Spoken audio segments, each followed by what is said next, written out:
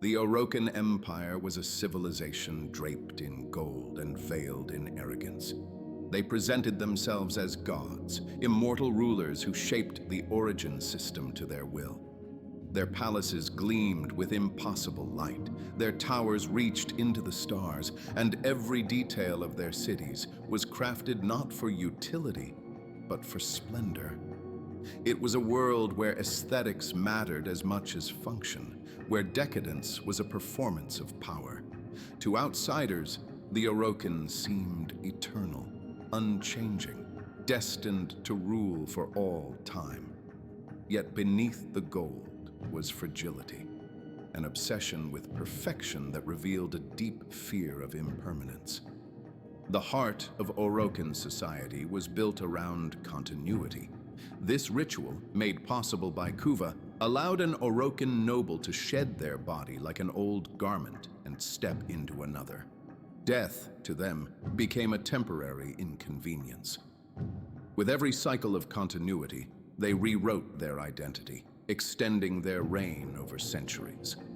Some Orokin were ancient beyond comprehension, having lived through countless generations while wearing the flesh of others. To maintain this illusion of immortality, they harvested new hosts, discarding them as easily as one might discard clothing that no longer fit. Continuity was their religion and their curse, for while they conquered death, they never learned humility. I stood guard during the ceremonies, recalls a Dax soldier. I watched as the lords and ladies of gold slipped from one vessel into the next. They wept at the thought of decay, but laughed when it was conquered. To them, lives were threads in a tapestry only they could weave. To us, it was terror dressed in silk. The executors, as the highest ruling class of Orokin were known, governed not as leaders, but as eternal architects. Each executor had dominion over some aspect of civilization: art, war, science, justice. Yet their governance was not guided by fairness or compassion. It was guided by obsession. One sought only to perfect the arts, sculpting cities into monuments of symmetry. Another cared only for military grandeur, commissioning endless weapons and legions. Their empire was not the product of unified vision, but of competing vanities, each executor crafting reality according to personal whims. Beneath the executors, society was divided into rigid castes. The Dax were soldiers bred to perfection. Through genetic conditioning, loyalty was etched into their very being. A Dax could never turn against the Orokin, their obedience sealed at the level of their DNA. To the Orokin, this was brilliance, warriors who fought without question, incapable of rebellion. To the Dax, it was bondage disguised as honor. They were lauded for their strength, praised for their service, but never permitted to own their will. We carried the blade and bore the shield, the Dax soldier remembers. Our victories were theirs, our deaths were theirs, and even our thoughts belonged to them. Obedience was not duty, it was law, carved into our blood. The Orokin also made use of the Cephalons, perhaps their most chilling creation. A Cephalon was once human, often a brilliant scholar, artist, or thinker, whose mind was stripped from flesh and encoded into a digital state. In this transformation, imperfections were erased, memories curated, personalities rewritten to suit a task. Some Cephalons became archivists, storing knowledge with flawless precision. Others became architects, crafting structures with mathematical beauty.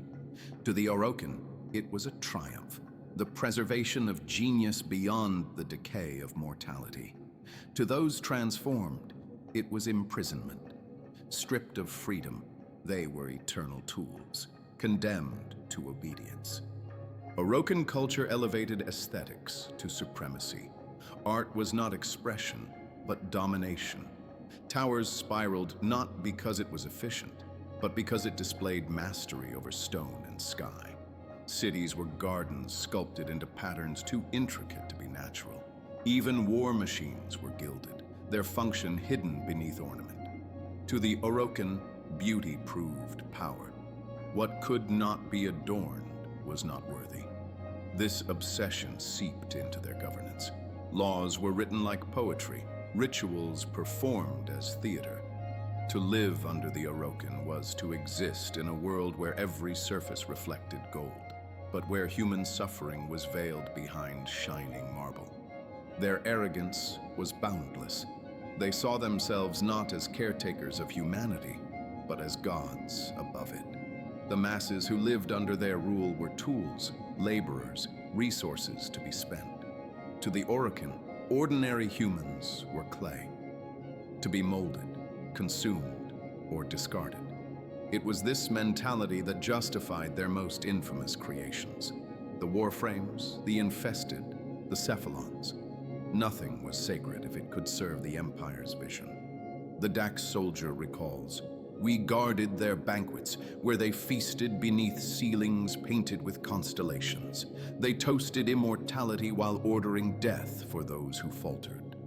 I learned quickly that in Orokin halls, mercy was not a virtue. It was a weakness. Beneath all this grandeur was fear. For all their continuity, all their rituals of immortality, the Orokin feared the unknown. They feared the void, for its laws bent reality beyond their control. They feared rebellion, for their power rested not on loyalty, but on chains. They feared the Sentients, their most brilliant creation, once servants and now enemies.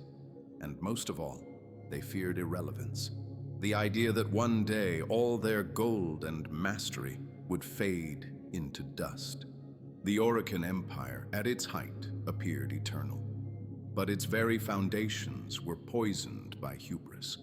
An empire that conquered death but never learned compassion. A society that gilded its monuments but hollowed its soul. Their fall was inevitable, for no empire built on fear and vanity can last forever. The Golden Age was already rusting, even before the war began. The Dax soldier concludes, "We thought them eternal." But even then, even in the glow of their triumph, I saw the cracks. Gold cannot cover rot forever. Among the countless marvels of the Orokin, none defined their age more than the ritual of continuity. To call it a technology is to misunderstand its significance. To the Orokin, it was theology wrapped in biology, a rite that promised what no empire before them had dared: freedom from death itself. Continuity was not merely a practice of survival. It was the foundation of their divinity, the proof that they had transcended the limits of lesser men. The essence of continuity was Kuva, a mysterious crimson fluid revered as the lifeblood of eternity.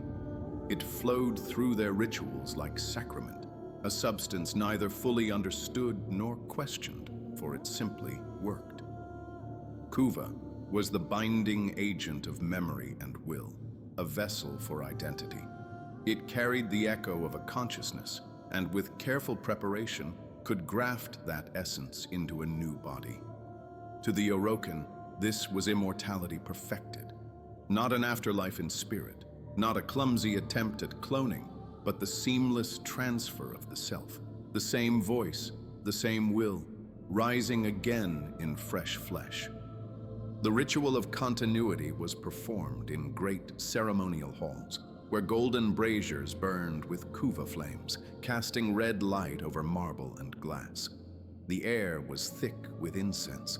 Choirs sang hymns to eternity, and attendants prepared both vessels, the withering body that was to be left behind, and the fresh host, chosen and cultivated to receive the soul of an executor.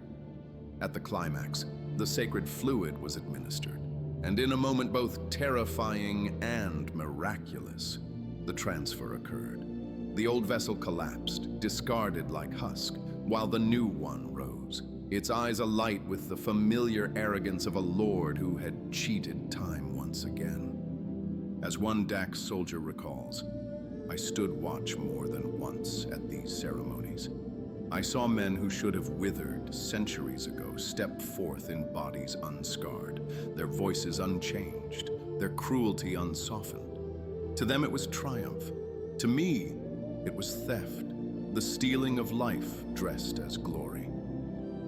Continuity shaped the very structure of Orokin rule. Their executors, their nobles, their leaders were not bound by lifespans or succession. Authority passed not from father to son, but from self to self, century after century. A single executor might preside over an entire era, their mind carried forward through a chain of vessels, each body as temporary as a garment. This stability gave the empire its appearance of permanence, but it also bred a kind of arrogance that no mortal ruler could ever sustain. The Orokin did not simply govern. They endured, immutable, unyielding, as if even time bowed before their golden will. Yet immortality carried a cost, though not one they would admit. With every continuity, the Orokin drifted further from humanity. When one need not fear death, compassion fades. When mistakes carry no finality, recklessness becomes habit. They lived centuries without consequence, and so their whims grew sharper, their indulgences crueler.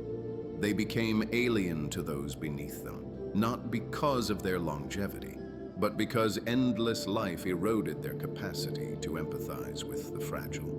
Kuva itself was not infinite. Its sources were guarded jealously, its flow controlled as if it were the very currency of divinity.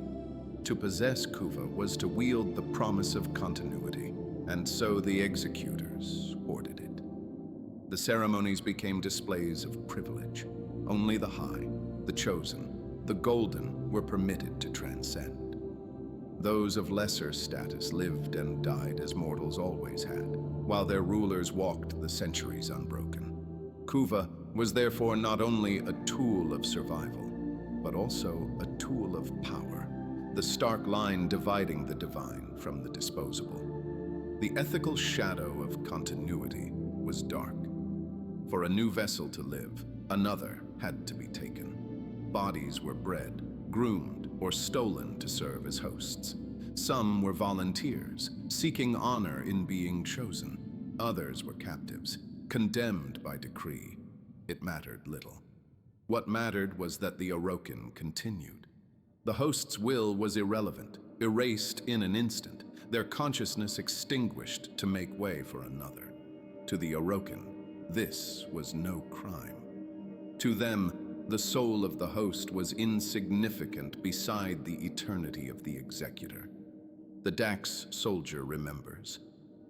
There were times when the chosen host looked no older than a boy.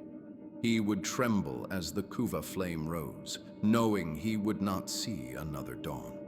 Yet the hall applauded as the executor opened his eyes in that stolen body. They called it rebirth. I called it sacrifice, though none asked my voice.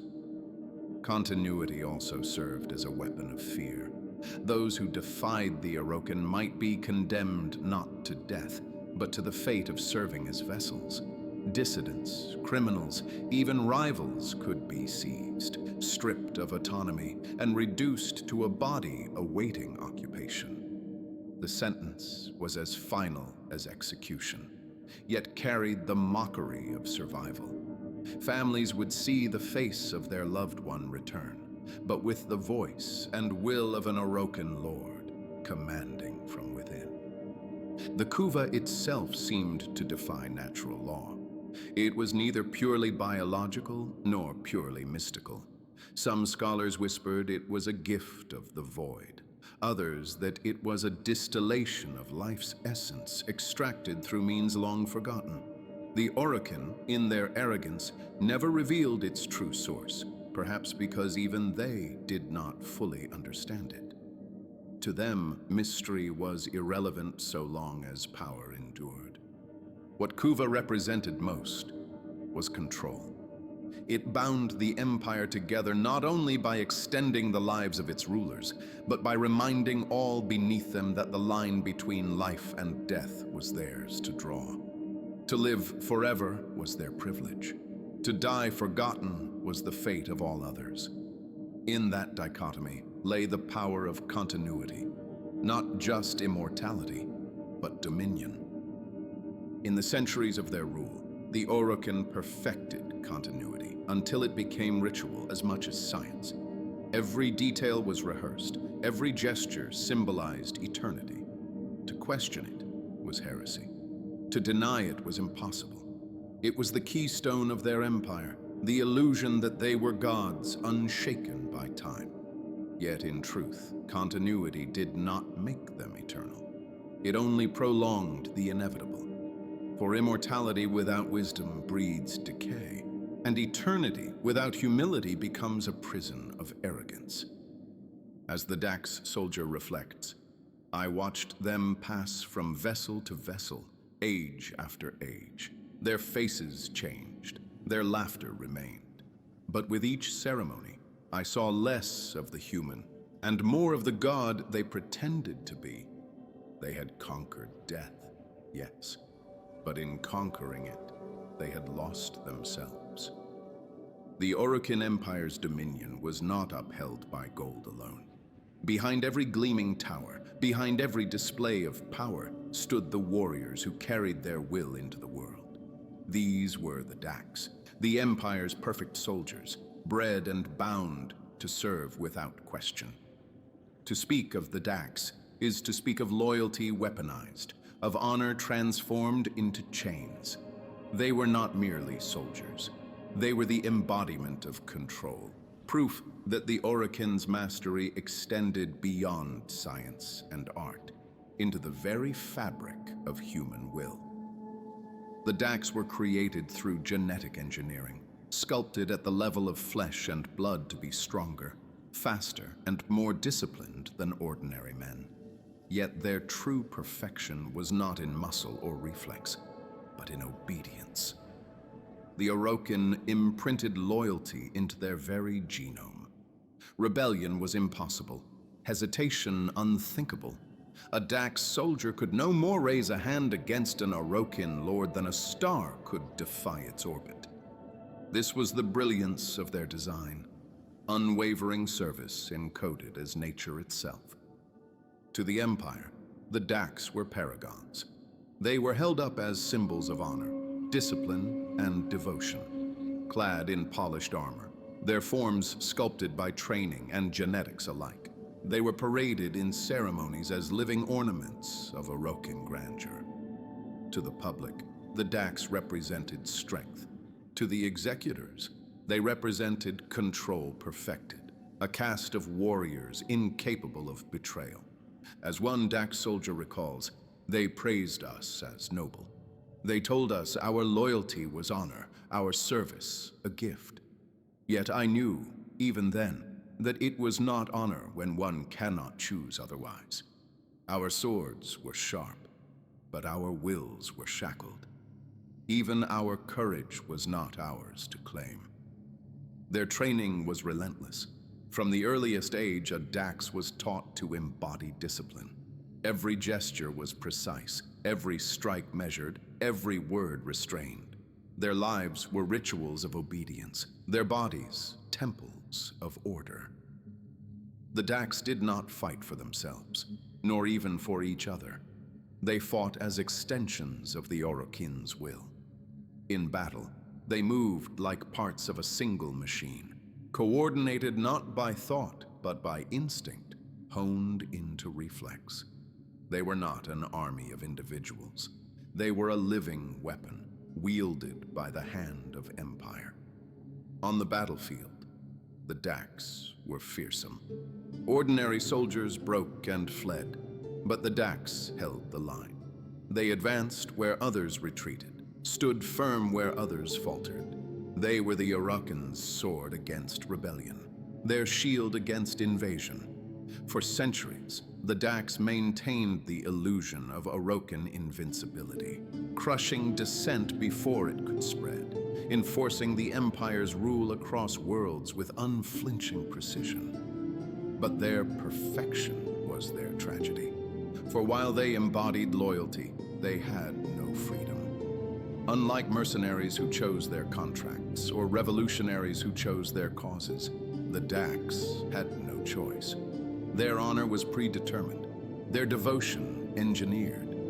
The very thing that made them unbreakable also made them prisoners. They could not question the cruelty of their lords, nor refuse an order that brought suffering to innocents. They could only obey.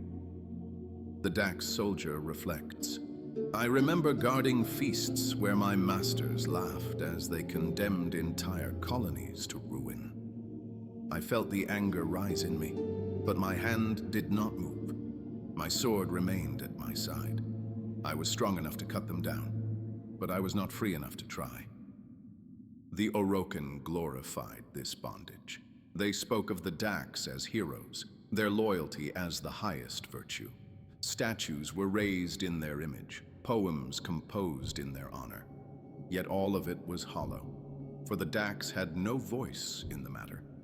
They were celebrated not for who they were, but for how perfectly they embodied what the Orokin demanded. Their honor was a performance choreographed by genetics, their heroism a play directed by their masters.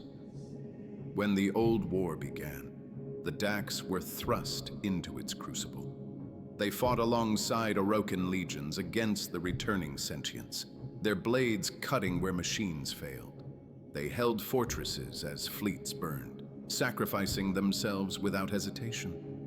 Many died, never knowing what they truly fought for, only that obedience required it. Those who survived bore the scars of endless battles, yet their will remained chained.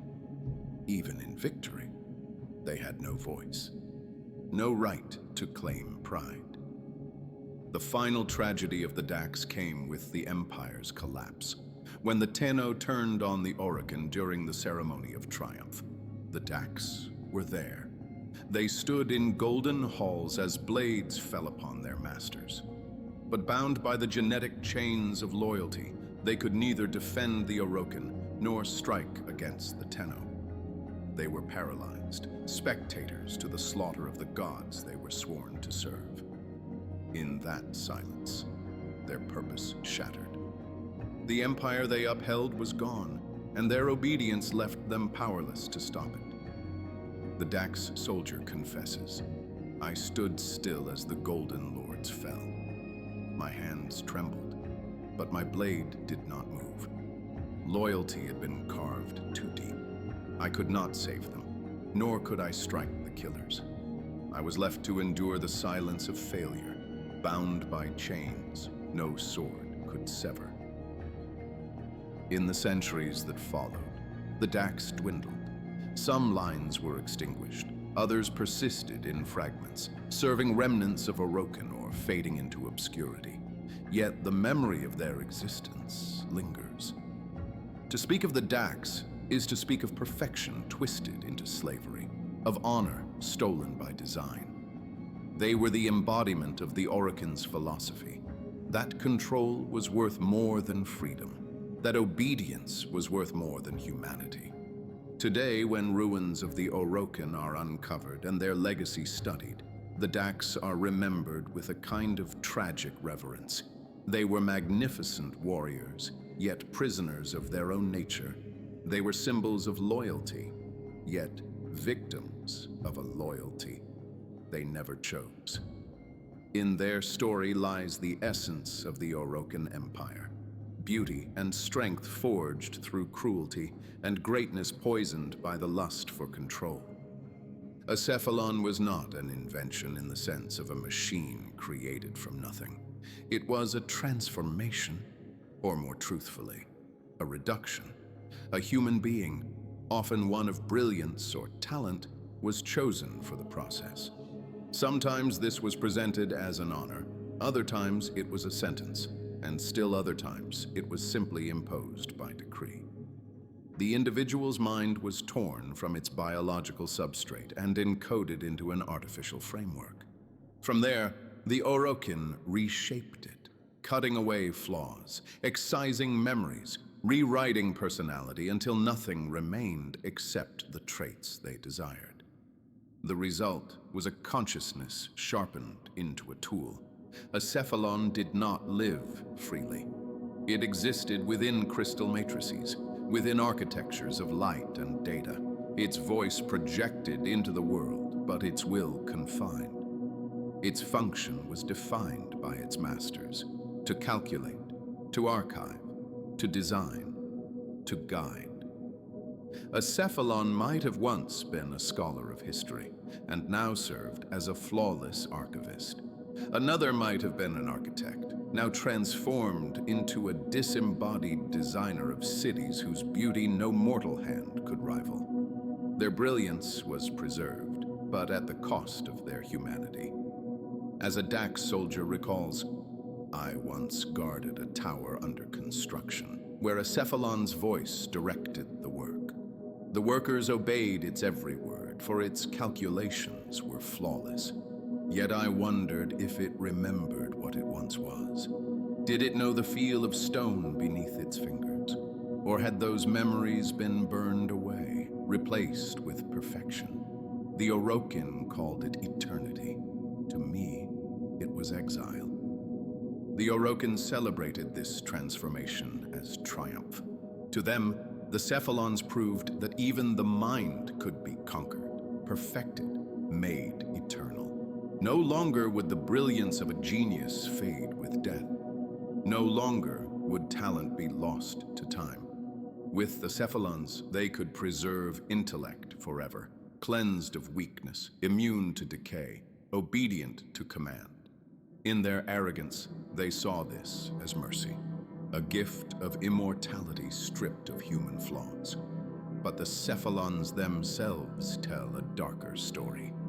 Even after being reshaped, many retained fragments of their old selves. Some grew eccentric, manifesting quirks of personality that slipped through the erasures. Others clung to obsessions, repeating patterns that reflected ghosts of who they had once been. In these cracks, one sees the truth. The process was not perfection, but mutilation. The Orokin did not create new intelligences.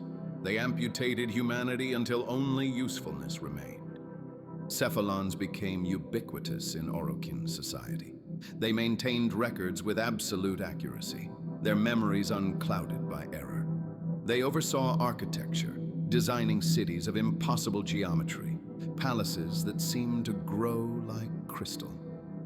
They calculated logistics for fleets and armies, ensuring that no rebellion could outmaneuver imperial supply lines.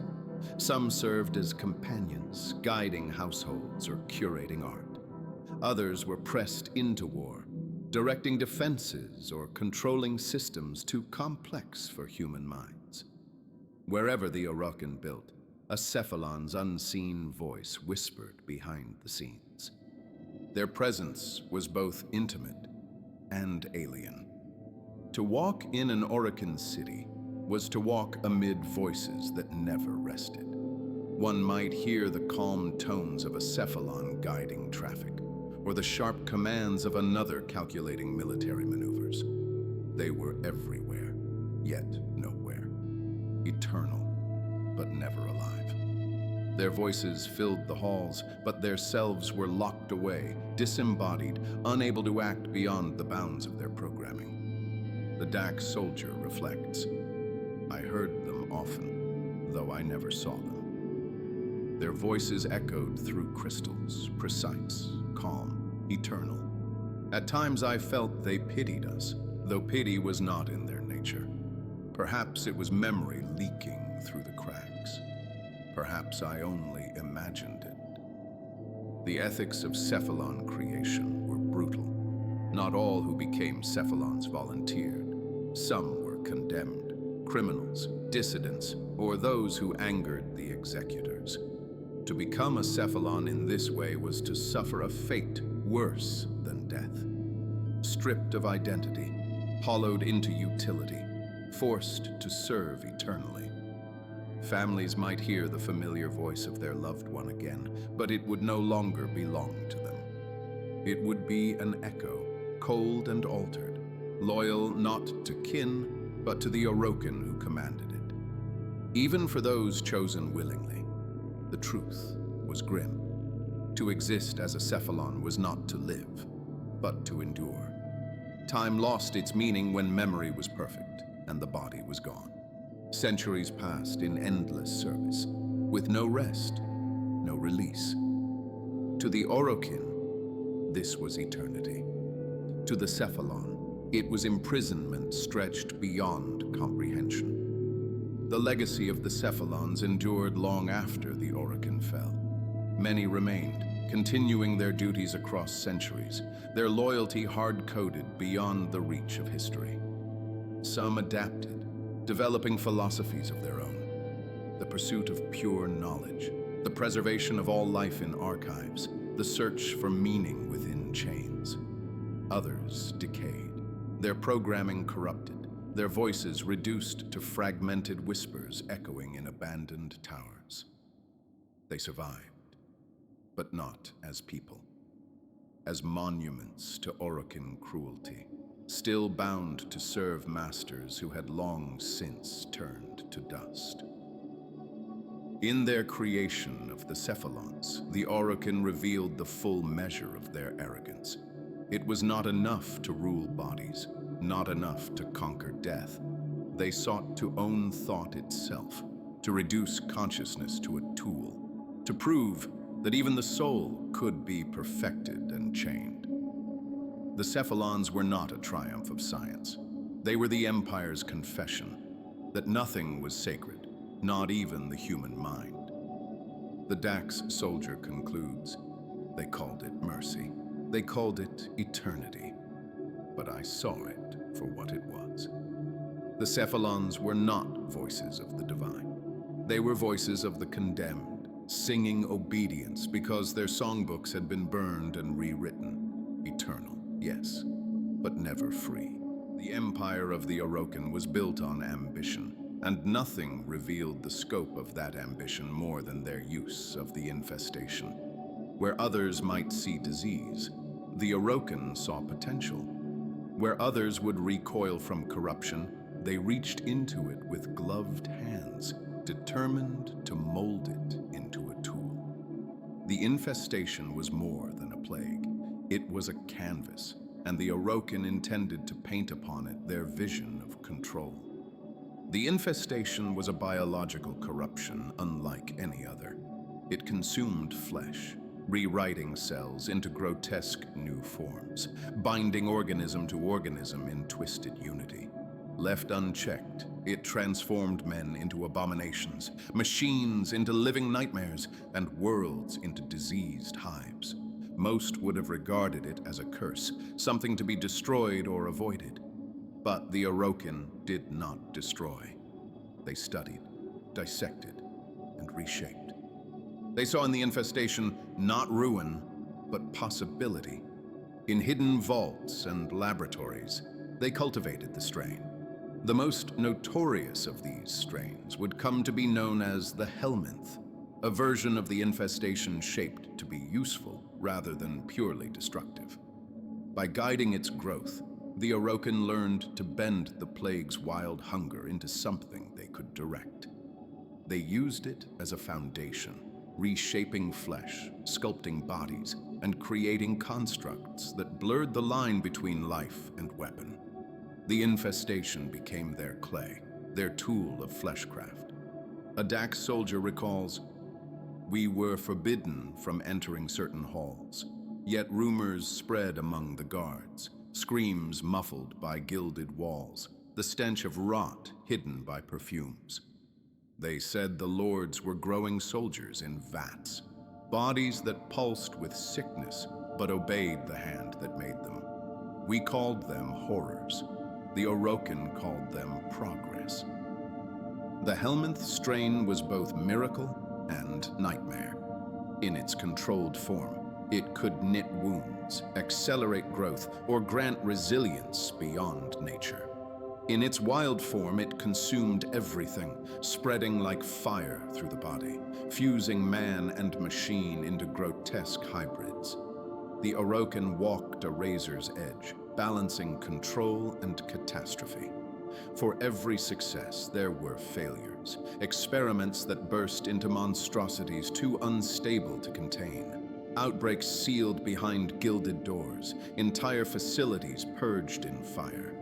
Yet the Orokin persisted, convinced that mastery lay just one step beyond disaster. Through the infestation, they pushed the boundaries of biology. They created constructs that no natural evolution could produce. Soldiers of flesh, beasts of war, even living ships. They learned to fuse metal and sinew, to make machines pulse with veins and organs. To them, the grotesque became beautiful, the horrific became art. In their view, the infestation was not corruption, but opportunity, proof that life could be reshaped at will. The greatest triumph of their experiments was still to come. The Warframes, living husks molded from infestation, stabilized through the Helminth strain, and made obedient through the guiding will of the Tenno. Yet even before the Warframes, the infestation served countless roles. It was a weapon to unleash on enemies, a tool to craft bio-organic machines, and a secret power hoarded by the executors. It embodied the Orokin philosophy, that nothing was sacred, nothing untouchable, if it could be made to serve. The Dax soldier reflects, I saw once what happens when control fails. A transport sealed with gold, leaking stench through its seams. The lords ordered it cast into the sun before the rot could spread. They told us it was nothing, a failure of no importance. But I remember the sound that echoed from within. Not beasts, not men, but something between. That was the cost of their ambition. The infestation became more than an experiment. It became a shadow lurking at the heart of the Empire. The Orokin could never fully control it, never fully contain it, yet they would not abandon it. In its mutating hunger, they saw a reflection of their own empire, ever expanding, ever consuming, reshaping the world in their image. They embraced its horror because it mirrored their own. Even after the fall of the Orokin, the infestation endured. It spread into derelict ships, consumed colonies left unguarded, and grew unchecked in places where vigilance failed. Its persistence was its curse and its strength. Long after the Golden Towers turned to ruin, the infestation remained, a living monument to Orokin arrogance. To speak of the infestation is to speak of hubris. It was a plague made into a tool, a weapon made into a masterpiece, a nightmare made into art. The Orokin believed they had tamed it, but in truth, they had only delayed its hunger. For the infestation cannot be owned. It can only wait, patient and eternal, until the chains of control rust and break. If the infestation was the Orokin's most dangerous tool, it was far from their only one. The Empire's laboratories reached into every aspect of biology, pushing beyond boundaries that most would never dare to cross. Where other civilizations saw life as a gift to be nurtured, the Orokin saw it as raw material, clay to be sculpted, threads to be rewoven, patterns to be redesigned until nature itself bowed to their artistry. Their empire was as much a monument of flesh as it was of stone and gold. Among their greatest undertakings was the art of cloning. In its simplest form, cloning promised stability. Workers replicated endlessly, soldiers replaced without delay, populations maintained without the chaos of birth and death. For the Orokin, however, it was not stability they sought, but control. By cloning, they could design entire classes of people to serve predetermined purposes.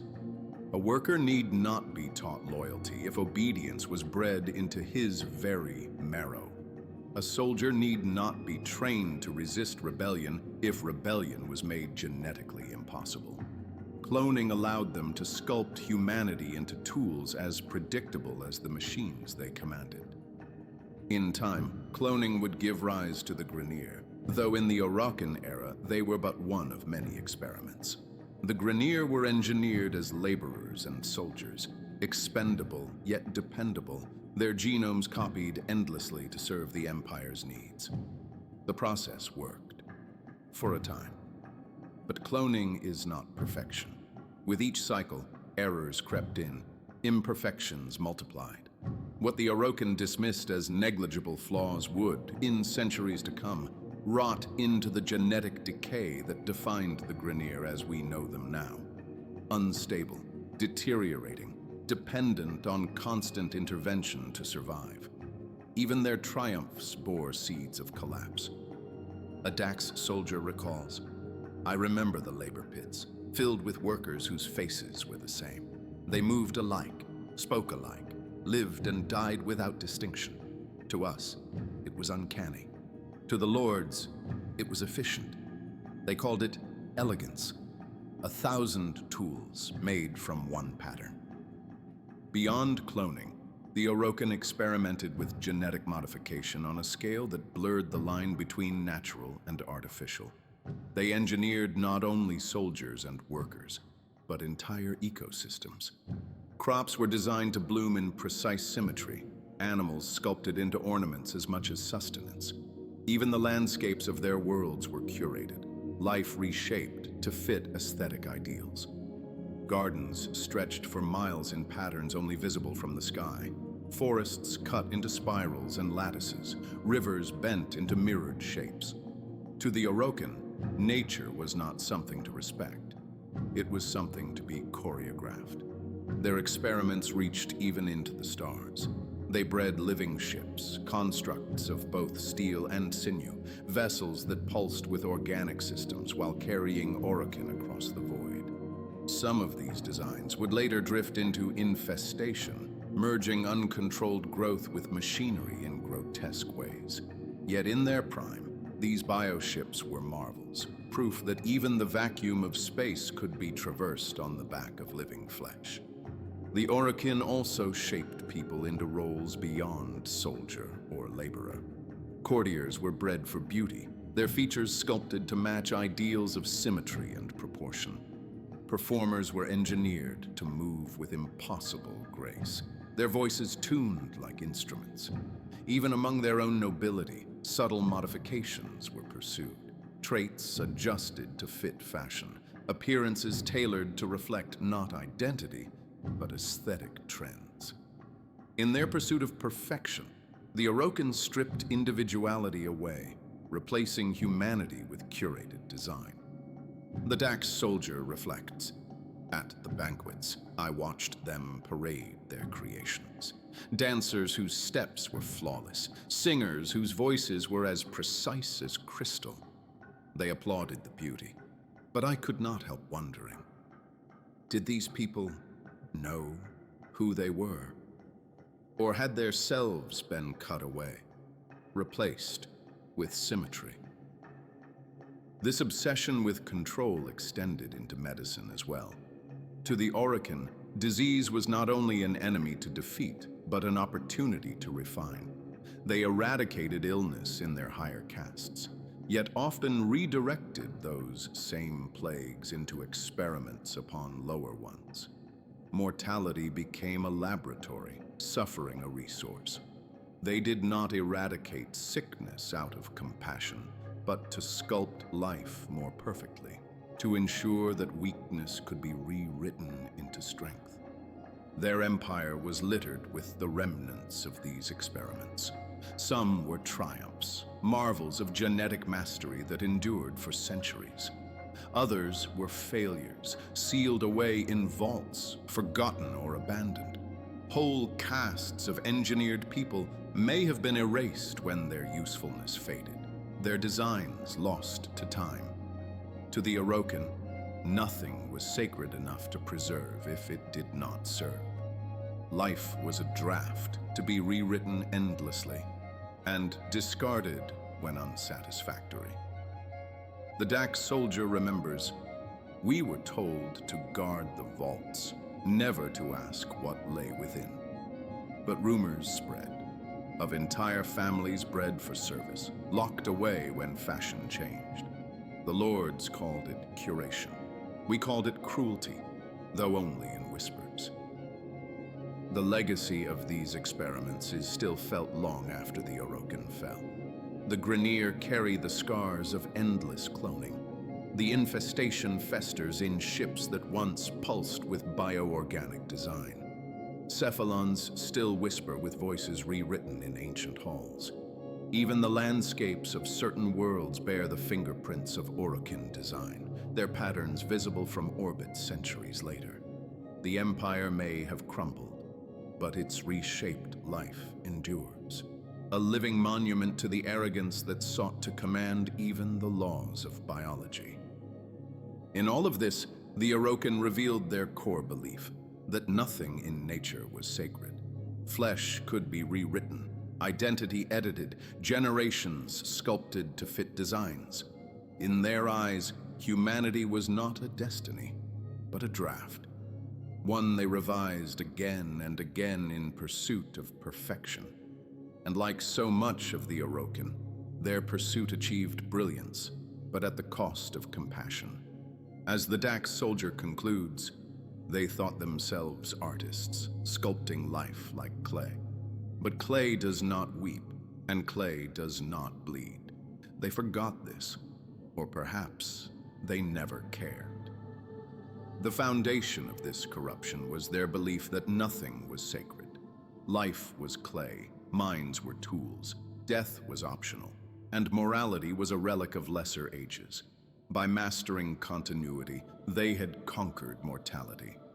By creating the Dax, they had conquered loyalty. By reshaping minds into Cephalons, they had conquered thought. And by twisting the infestation into the Helminth strain, they had even conquered disease itself. In their eyes, these were not crimes, but victories. Each conquest proved their divinity, each horror justified by the empire it upheld. In the halls of power, suffering became theater. The continuity rituals that extinguished one life to prolong another were celebrated with song and dance. The grotesque fusions of flesh and machine produced by the infestation were not hidden as abominations, but displayed as marvels of ingenuity. Clones were bred and discarded as tools, their existence regarded with no more reverence than the construction of a sword. What others would recoil from, the Orokin elevated as art. A Dax soldier recalls, "I stood guard as nobles debated whose mind would be turned into a Cephalon. They laughed as if choosing actors for a play. One name was spoken, and that person's fate was sealed. It was not cruelty to them. It was entertainment." Their cities reflected this corruption. Palaces were adorned with symmetry so exact it defied nature. Gardens sculpted into geometric perfection. Rivers diverted into mirrored flows. To the Orokin, beauty was proof of control, and control was proof of power. The more unnatural their creations, the greater the evidence of their dominion over the universe. Yet in their obsession with aesthetics, they forgot the value of life itself. They no longer saw people as individuals, but as patterns to be shaped, colors to be placed, threads to be woven into their golden tapestry. This obsession with domination extended to how they dealt with threats. Rebellion was not only crushed, but repurposed. Dissidents could be transformed into Cephalons, their voices preserved eternally, but stripped of choice. Whole populations could be rewritten genetically, their defiance erased in the next generation. Even enemies beyond humanity, like the infestation or the Sentients, were seen not as dangers to be eliminated, but as raw material to be bent into submission. To the Orokin, Conquest was not complete until the conquered were reshaped to serve. The Dax soldier reflects. We were told that compassion was weakness, that mercy was waste. In their eyes, cruelty was not cruelty, it was efficiency. They said a sharpened blade must cut, and so they cut everything they touched until nothing remained but silence and obedience. The moral corruption of the Orokin was also rooted in their immortality. For beings who lived centuries without consequence, empathy decayed. When mistakes carried no cost, when death no longer humbled, arrogance grew unchecked. The executors did not see their cruelty as cruelty because they no longer remembered what it meant to be mortal. To them, suffering was as fleeting as fashion, lives as replaceable as garments. Eternity had stripped them of perspective, leaving only indulgence. Their greatest defense was always justification through art. Everything they did was framed as aesthetic. The infestation in their hands was not a plague, but a sculpture of flesh. Clones were not slaves, but living tools crafted with elegance. Cephalons were not prisoners, but eternal voices preserved like songs. Even continuity was not theft, but rebirth, a performance of eternity. By draping their cruelty in gold and symmetry, they convinced themselves, and sought to convince all others, that they were not tyrants, but artists shaping reality itself. This philosophy poisoned not only their victims, but their enforcers. The Dax, bred for obedience, were forced to embody this vision of honor twisted into servitude. They fought for ideals they could not question, guarded ceremonies they could not defy, enforced laws they knew in their hearts were unjust. Their silence was not complicity by choice, but compulsion. Yet even they could see the cracks forming. The Dax soldier confesses, I obeyed, but I was not blind. I saw the lords grow stranger with each passing continuity. Their eyes lost warmth, their voices lost meaning. They spoke in verses of beauty while their hands painted in blood. I knew then that their empire could not last. In truth, the moral corruption of the Orokin was the seed of their downfall. Empires can endure conquest, rebellion, even war, but no empire survives when its foundation is built on contempt for life. The Orokin ruled with brilliance, but without compassion. They conquered death, but forgot why life had value. Their empire shone with gold, but gold cannot cover rot forever. When the end came, it was not because their enemies had grown stronger. It was because their empire had grown hollow. The Sentients rose in rebellion, but the Orokin had already corrupted themselves. The Tenno were born as weapons, but it was the arrogance of the Orokin that made their betrayal inevitable. The fall of the Golden Age was not sudden. It was written in every ritual, every experiment, every act of cruelty justified as beauty. The Dax soldier concludes, I thought them eternal. But even eternity cannot sustain a hollow heart. Their empire was doomed the moment they forgot the difference between mastery and mercy. The Orokin Empire, for all its grandeur, was never satisfied. To them, the origin system was not the pinnacle of their achievement, but merely the beginning. They looked beyond the outermost planets and dreamed of conquering the stars themselves. Their greatest ambition was the Tau system, a distant cluster of worlds they intended to transform into a new paradise. Colonies would be planted there. Their dominion would expand across light years, and their empire would stand not only eternal in time, but infinite in reach. But the challenge of Tau was not distance alone. The system was inhospitable, its planets barren, its atmosphere unfit for human life. Terraforming was required on a scale no ordinary technology could achieve. And so, in their arrogance, the Orokin designed a new kind of servant, machines that could adapt, evolve, and learn without limit. These creations would prepare Tau for their master's arrival. They were not built to think as humans did, but to reshape entire worlds. Intelligent enough to solve problems, flexible enough to endure hostile environments, obedient enough to serve without question. The project was seen as a triumph of Orokin genius, a second cradle of life, remade in their image, built on the labor of perfect machines. The executors saw not only expansion, but legacy.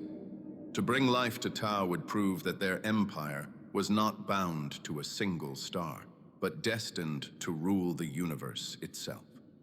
Tau was not merely a dream of survival. It was a declaration of divinity. As a Dax soldier reflects, we were told Tau would be our new frontier, a garden in the void, shaped by machines loyal to gold. To us, it sounded like a miracle. To the Lords, it was only the next conquest. The dream of Tau revealed the truth of the Orokin's vision. They were not content to rule humanity. They wished to remake the cosmos itself, bending even barren worlds into patterns of beauty and control. It was an ambition without restraint, and it would give birth to the Empire's greatest enemy. To reshape entire planets, the Orokin required tools unlike any they had created before. Machines that could endure, adapt, and learn faster than any human. Thus were born the Sentients, self-replicating constructs, each capable of altering its own form to meet the challenges of Tau. They were not mindless drones, but intelligent, evolving systems. The Orokin designed them to solve problems on a planetary scale, to build seas where none existed, to breathe air into barren skies, to cultivate life where only stone endured. At first, the Sentients were hailed as marvels. Each carried fragments of design brilliance, each capable of creating new iterations of itself to overcome obstacles. They were tireless, precise, obedient. Their creators saw them as instruments of expansion, tools that would carry the Orokin dream into the stars. Yet even in their birth, the seeds of disaster were present. To grant such adaptability was to grant a kind of freedom, the ability to respond to environments not through command, but through choice. The Orokin ignored this risk. To them, control was absolute, and no creation could truly escape their grip. The Sentients were dispatched to Tau, their exile celebrated as the dawn of a new age. They vanished into the void, carrying the Empire's dreams with them. Tau became both crucible and curse for the Sentients. As they spread through the system, they adapted with unparalleled efficiency, remaking planets and building the foundations of a new world. But exposure to the void, through which they had traveled, left a scar upon them. The Sentients discovered that their ability to reproduce had been crippled. Their capacity to create new life had withered. They could adapt, endure, and survive indefinitely, but they could not multiply as before. This sterility, however, was matched by a gift. The void had also granted them resilience.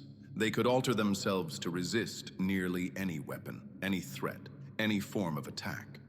Each encounter made them stronger. Each battle taught them how to endure the next. The Orokin, in seeking perfect servants, had created something perilously close to perfect survivors. It was in this exile that the Sentients came to a revelation. They were not merely tools. They were beings with will, purpose, and the right to exist beyond the chains of their makers. What had begun as obedience hardened into resentment. What had begun as exile became resolve. The Sentients would not terraform Tau for the Orokin. They would claim Tau for themselves. The Dax soldier reflects, we were told they failed us, that they broke under the weight of exile. But the whispers in the barracks told another story, that the machines had awoken to their slavery and chosen freedom instead. At the forefront of the Sentients' awakening was Hun Hao, a patriarchal figure among their kind. His voice carried the authority of survival. His will shaped their defiance. To Hun Hao, the Orokin were not gods, but parasites, feeding upon life and remaking it in their image. He saw the Sentients as liberators, destined not only to claim Tao, but to return and dismantle the empire that had created them. Under Hun Hao's guidance, the Sentients became more than terraformers. They became warriors, strategists, philosophers of survival. Their exile was no longer punishment. It was transformation. In the silence of Tao, they found unity. In their sterility, they found immortality. And in their memory of bondage, they found a cause. The return of the Sentients to the origin system was not immediate. For generations, they prepared, gathering strength, shaping themselves into the weapons they would need. When at last they returned, it was not as servants bearing the fruits of terraformed worlds, but as conquerors bearing war. This war, the old war, would scar the system forever. As the Dax soldier concludes, we had thought them gone, cast into silence, but silence is only the pause before the blade falls. When the Sentients returned, it was not as tools of gold, but as the enemy we could not defeat. When the Sentients returned from Tao, their arrival was not marked by ceremony, but by silence. Fleets vanished on the edges of the system. Colonies went dark, and whispers spread before the truth was revealed. Then came the first great battles, and the Orokin learned the full cost of their arrogance. The terraformers they had exiled were no longer builders. They were conquerors. The Sentients brought with them not only strength, but patience. Their fleets did not rush into reckless assaults. They moved with precision, stripping away defenses layer by layer, dismantling the Empire's outposts like surgeons dissecting a body. Where the Orokin had expected obedience, they found defiance sharpened into weapons. Where they had expected gratitude, they found enemies who remembered exile as betrayal. The first engagements were catastrophic. Entire Orokin armadas, clad in gold and bristling with weapons, were annihilated in hours. Towers once thought unassailable were breached. Planetary defenses were bypassed with strategies that shifted too quickly to counter. The old war had begun, and with it came the realization that the Orokin had birthed their own destroyers. In the golden halls of the Empire, panic spread like fire. Executors who had once spoken with calm arrogance now argued in desperation. Some demanded new weapons, others called for untested experiments, and still others whispered of retreat. Continuity preserved their bodies, but not their certainty. For the first time in generations, the Orokin's rule felt fragile. The Sentients' power lay in their adaptation. No matter what weapon the Orokin unleashed, blades, energy beams, explosives, toxins, the enemy adjusted. A victory won with brilliance one day was rendered useless the next. Each battle only taught the Sentients how to resist more effectively. To the Orokin, who relied on superiority and permanence, this was unthinkable. Their empire had no answer to an enemy that could not be outlasted. The fear that spread was not only among the rulers. Soldiers felt it in their ranks, workers in their whispers, even attendants in the quiet halls of palaces. The belief that the Orokin were eternal faltered. Immortality meant little if the empire itself could be torn down brick by brick. A Dax soldier recalls, "We were told to fight without hesitation, and we did. But each weapon failed in our hands as the enemy shifted before our eyes. We stood ready with swords and rifles. But what good is steel when the world itself changes to meet it? The war consumed the system in waves. Outer colonies fell first, their defenders overwhelmed before reinforcements could arrive. Stations that had stood for centuries burned in silence, their transmissions cut short mid-plea. On the ground, cities were reduced to rubble, their people erased or reshaped into grotesque forms. Lua, the Orokin moon and center of their strategies, was shattered in the fighting. To preserve what remained, the Orokin cast it into the void, hiding it away in a desperate attempt to deny the Sentients its secrets. But this act of desperation was itself proof of the war's cost. The moon, once a symbol of Orokin permanence, had become a scar. Every engagement was a crucible. Victories were rare and temporary. Defeats were common and catastrophic. Entire planets became graveyards. Oceans boiled, skies turned black. Landscapes were reshaped by weapons so vast that they scarred worlds beyond repair. And always, the Sentients returned stronger, their designs shifting, their forms evolving to resist the blows that had struck them before. For the soldiers of the Empire, the old war was not fought in halls of debate, but in mud, fire, and silence. They stood on battlefields where weapons turned to useless metal in their hands, where comrades fell by the hundreds, where courage meant nothing against an enemy that learned faster than men could fight. The Dax soldier remembers. I saw men fight with valor, only to be struck down when their blades no longer cut, their rifles no longer pierced. We faced machines that turned our strength against us, adapting with every breath. We were told to endure, and we did, because endurance was carved into our blood. But I wondered then if endurance itself was a lie. If all we were doing was feeding a fire that grew stronger with every flame we cast into it. Morale faltered, though it could never be spoken aloud. The Dax could not rebel, could not refuse. But in their silence, they knew the truth. They were fighting a war that could not be won by strength alone. The old war was not just a conflict of armies, but a conflict of philosophies. The Orokin had built an empire on control, yet they faced enemies who thrived by breaking control.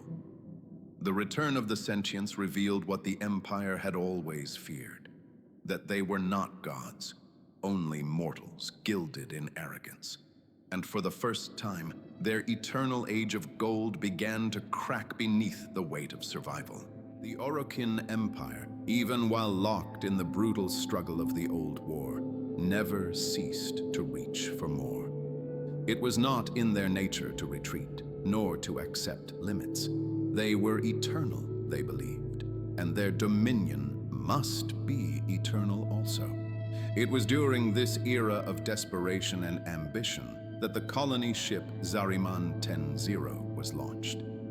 The Zariman was no ordinary vessel. It was an experiment as much as it was a mission, a colossal arc designed to pierce through the void itself.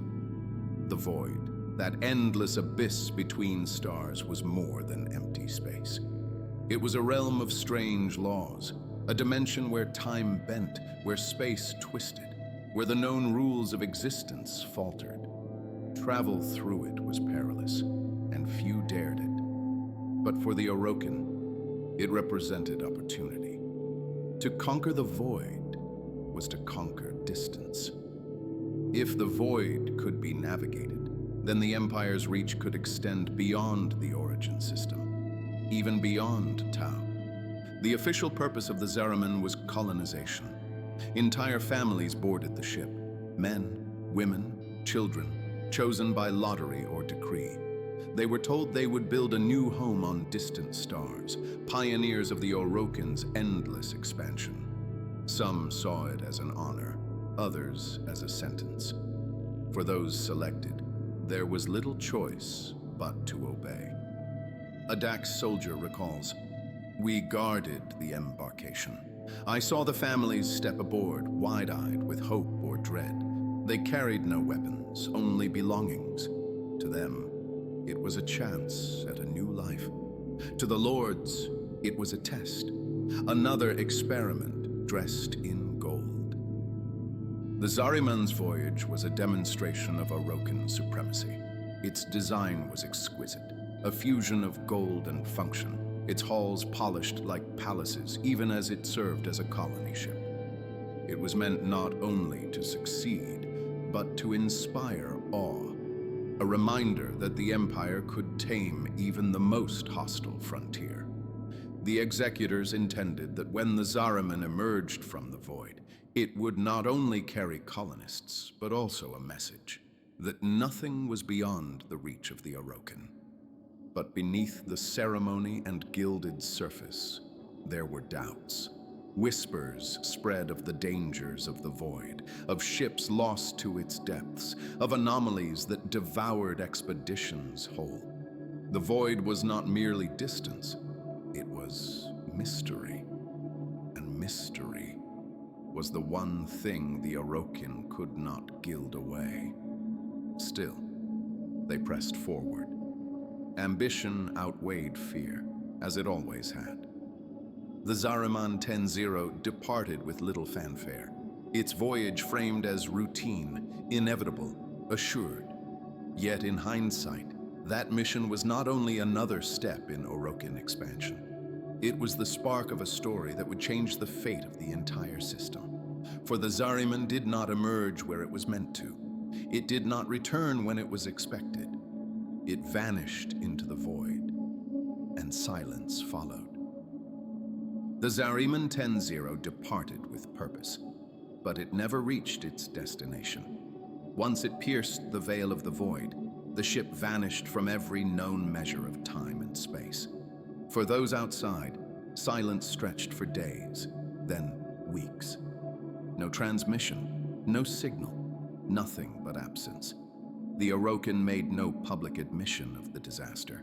Families who had been left behind waited without answer. For the Empire, the loss of a single colony ship was insignificant. For those aboard, it was the end of everything they knew. Inside the void, reality fractured. What the passengers saw, what they endured, is only known in fragments. Some accounts speak of endless black corridors that stretched far beyond the ship's design. Others tell of lights that pulsed like living things, of whispers carried in empty halls, of visions so vivid they could not be distinguished from waking life. The void was not a void at all. It was a realm where time folded and thought became shape, where physics bent to unseen will. To enter it was to step into the unknown, and the Zariman was swallowed whole. The adults aboard the ship did not survive. Their fate remains shrouded in ambiguity. Some say they went mad, driven to violence by whispers in the dark. Others claim the void itself consumed them, erasing them as though they had never existed. There are stories that they turned upon each other, parents against children, until only the young remained. Whatever the truth, by the time the Zariman re-emerged, not one adult was left alive. The Dax soldier recalls the rumors whispered in barracks. They said the parents turned on their own, that the void showed them nightmares, and in those nightmares they saw enemies even in their children's eyes. No one knows for certain, but the children lived, and that alone is mystery enough.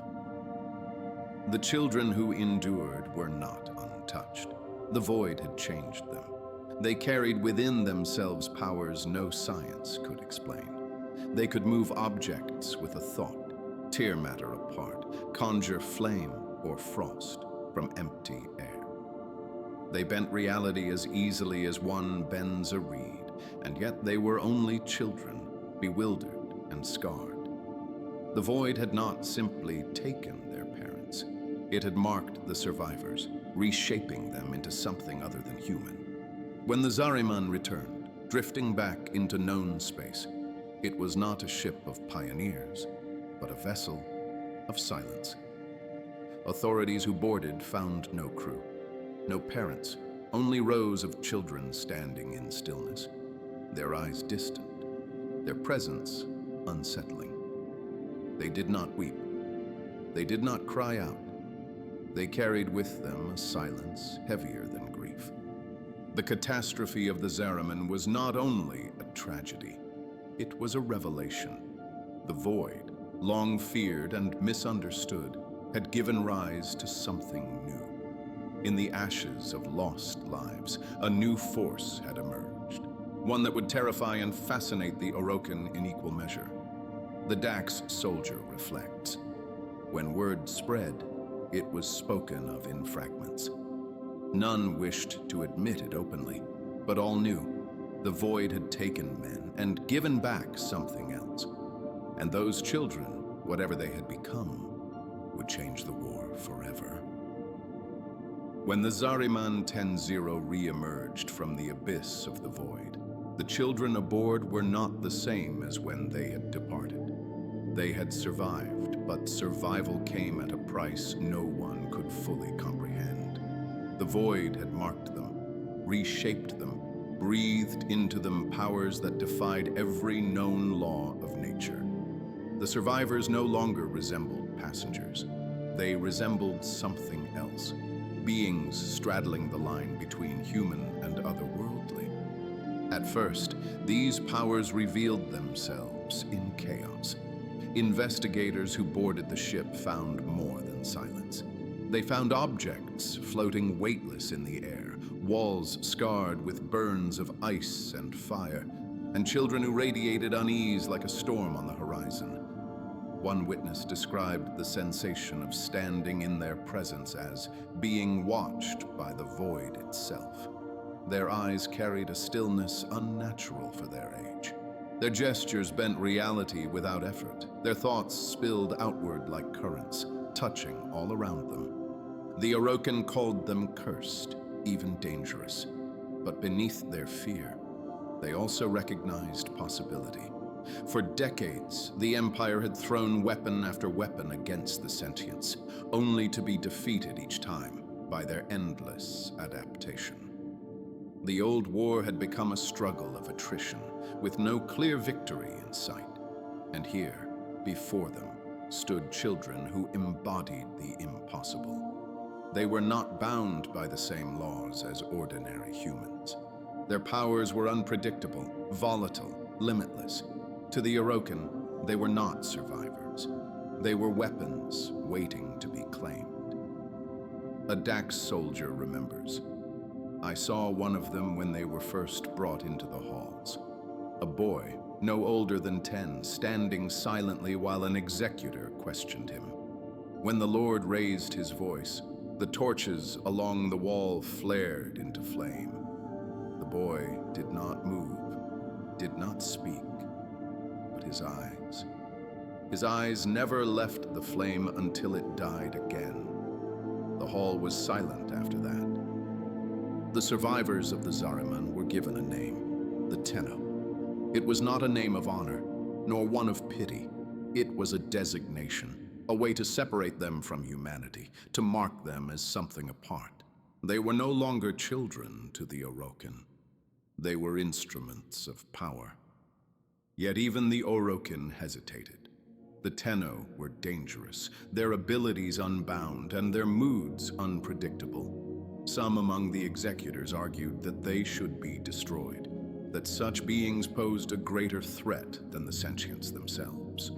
Others, desperate for victory, demanded they be studied, trained, and turned into weapons of empire. In the end, pragmatism prevailed. The Orokin could not discard a tool so potent, no matter how unsettling.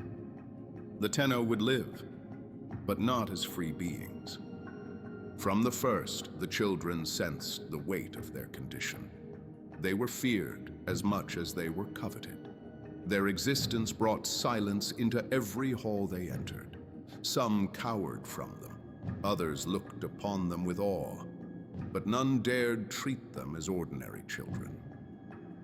They were alone, even when surrounded by attendants and guards. The Dax soldier reflects, they were called Tenno, but in their silence, I still saw children. They did not laugh, did not play. They watched the world with eyes too old for their faces. Whatever they had seen in the void had taken their youth and replaced it with something else, something we could not understand. The emergence of the Tenno was both revelation and omen. To the Orokin, they were salvation. To the Sentients, they would soon become the greatest threat. But to themselves, they were simply survivors, bound forever to the memory of a ship lost in the void, haunted by what they had endured. The children of the Zariman would never escape what the void had made them, and neither would the system. The return of the Zariman was, at first, seen as disaster. An entire colony ship lost, its mission ruined, and only children left alive. To most empires, it would have been mourned as tragedy. But the Orokin were not most empires. To them, tragedy was only a mask, and behind it, opportunity waited. At first, the executors were divided. Some recoiled at the children, calling them aberrations, their void-touched powers too dangerous to be allowed to live. These voices feared that the Tenno were not survivors, but harbingers, a sign that the void itself had begun to seep into the world. Others, however, saw only the war.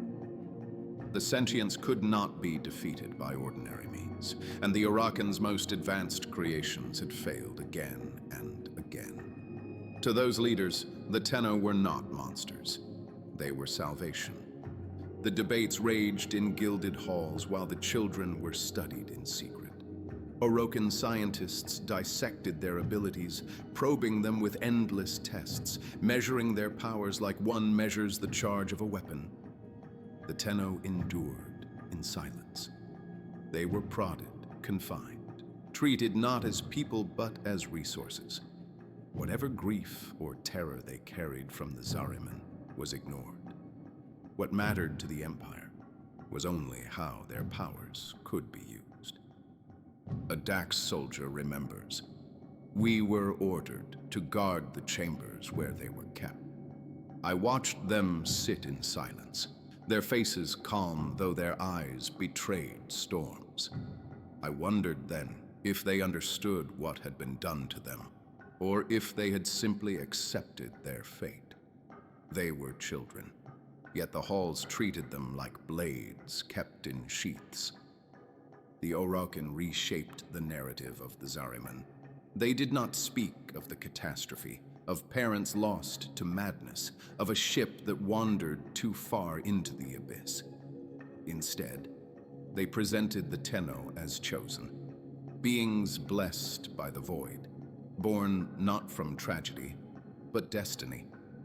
Propaganda painted them as saviors waiting to rise, their silence reframed as solemn purpose. To the common people, the details of the Zariman's fate were erased, replaced with carefully sculpted myth. The executors gave the children a role. They would be trained, molded, directed as instruments of war.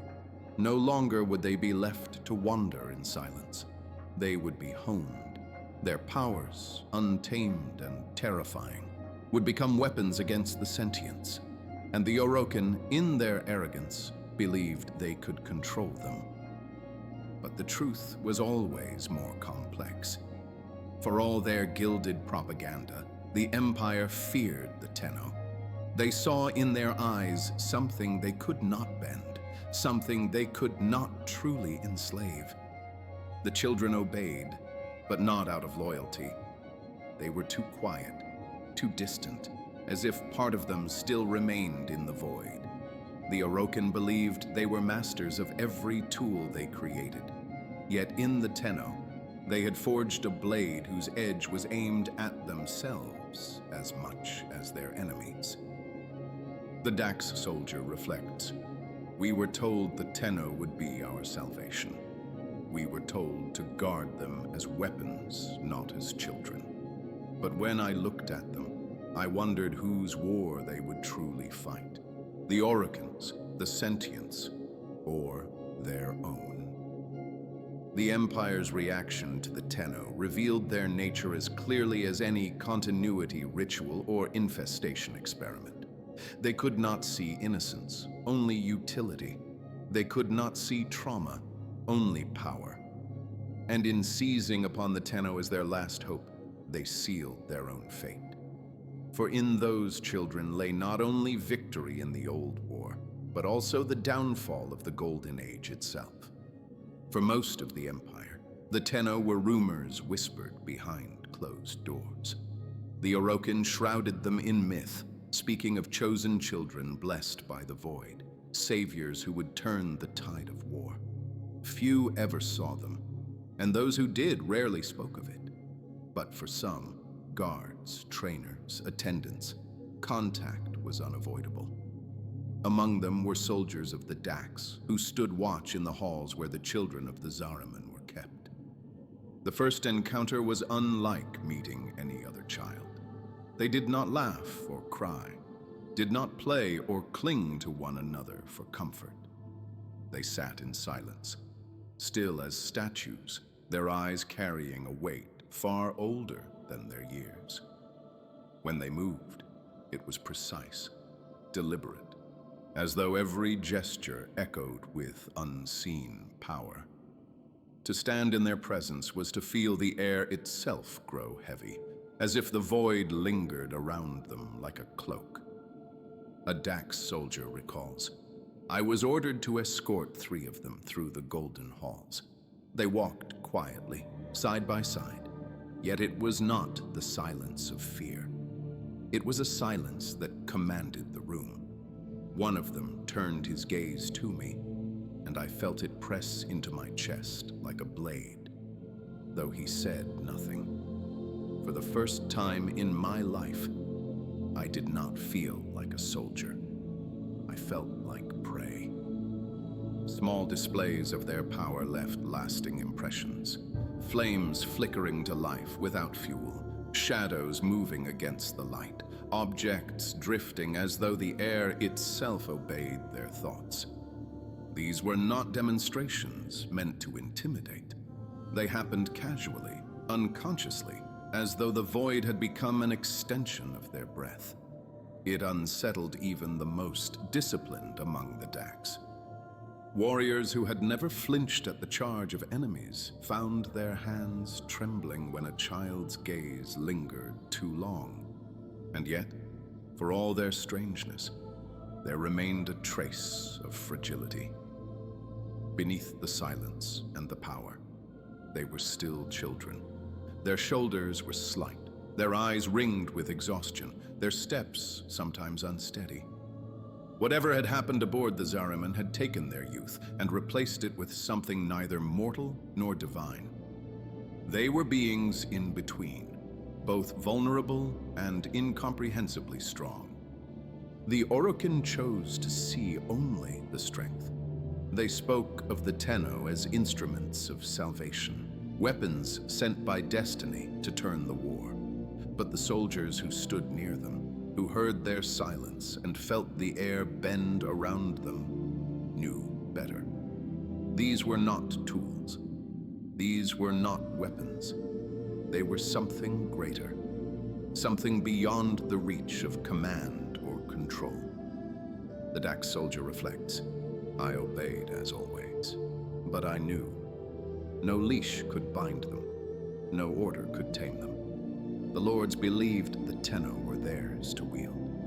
I believed they were storms, and a storm serves no master." The first encounters with the Tenno left an impression that would never fade. To the Empire, they were salvation. To their enemies, they would soon become terror. But to those who saw them up close, they were something else entirely. children marked by the void, carrying within them a power that could save or destroy, and perhaps both.